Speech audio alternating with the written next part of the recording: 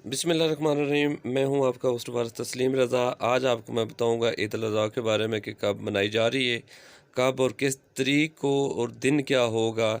इस हवाले से हम आज डिस्कस करते हैं। अगर आप लोगों ने हमारा चैनल सब्सक्राइब नहीं किया तो आप लोगों से रिक्वेस्ट है कि हमारे चैनल को सब्सक्राइब करें ताकि आपको इस्लामिक इवेंट्स और एजुकेशंस की जो न्यूज़ है वो आपको मिलती रहे।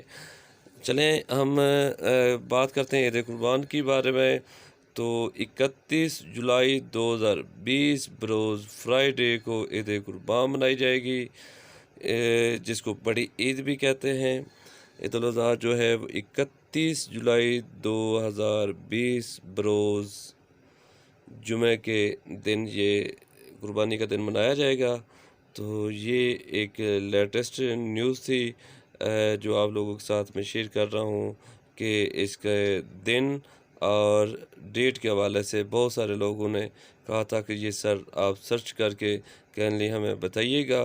तो मैं आप लोगों के साथ ये शेयर कर रहा हूँ कि 31 जुलाई 2020 बरोज़ जुमे वाले दिन ईद कुर्बान जो है वो मनाई जाएगी। अल्लाह तबारक ताला हमें नेक अमल करने की तौफीक अता फ़रमाए। अल्लाह हाफ़िज़।